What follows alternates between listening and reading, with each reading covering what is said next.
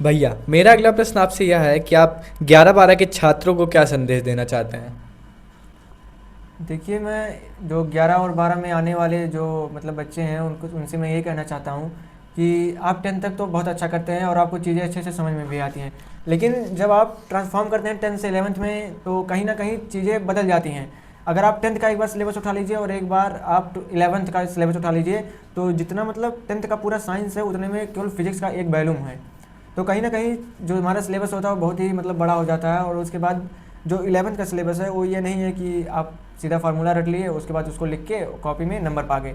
11th की जो चीज़ें हैं वो हमारे समझने वाली चीज़ें हैं, या फिर हम उनको जब तक हम उनको अच्छे से समझेंगे नहीं, अपनी डेली लाइफ के से कनेक्ट नहीं करेंगे, तब तक हमको चीज़ों में समझ में नहीं आएगा। तो बहुत बच्चे क्या करते हैं, शुरू में पढ़े वो एनएलएम पढ़ लिए, न्यूटन लॉ ऑफ मोशन पढ़ लिए और मोशन इन 2D पढ़ लिए, 1D पढ़ लिए। तो ये सब जब आते हैं तो हर एक क्वेश्चन का मतलब अलग अप्रोच बनता है 11th में। हर एक क्वेश्चन में आप लोग को समझना पड़ेगा कि हमको कहाँ पे कौन सा फार्मूला यूज़ होता है। कहीं का भी फार्मूला कहीं भी उठ के लग जाता है। तो बच्चे इससे क्या होता है, अपना पेशेंस खो देते हैं कि मतलब मुझसे क्वेश्चन नहीं बनने हैं, ये होगा वो होगा, मैंने शायद मैथ लेकर फिजिक्स लेकर गलती कर दी, इससे बड़े मैं कॉमर्स ले लिया होता। तो मतलब सबसे मेन बात आपको पेशेंस नहीं खोना है, क्योंकि ये मेरे साथ खुद हुआ था कि मैं जब शुरू में 11th में आया था तो मुझसे क्वेश्चंस नहीं बनने थे। तो मैं भी आप लोग की तरह मतलब ये सोचता था कि मतलब क्वेश्चन नहीं बनने कैसे क्या होगा।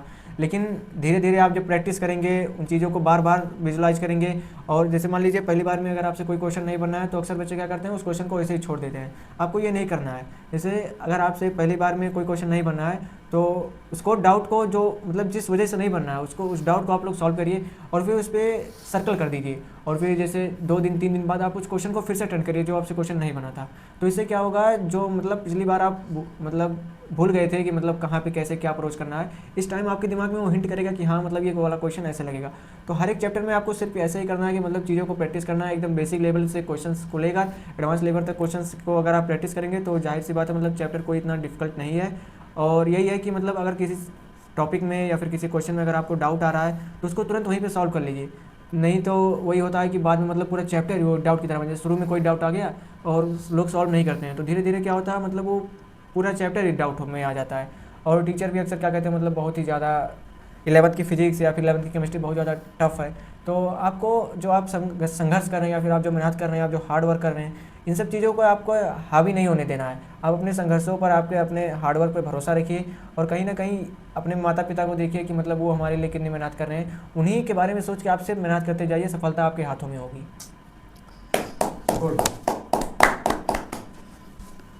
और अगर तुम लोग नए हो तो सब्सक्राइब करो, वो जो लाल वाला बटन है उस पर फूट फेंक के मारो या फिर मोमबत्ती, मुझे नहीं पता, बस क्लिक हो जाना चाहिए।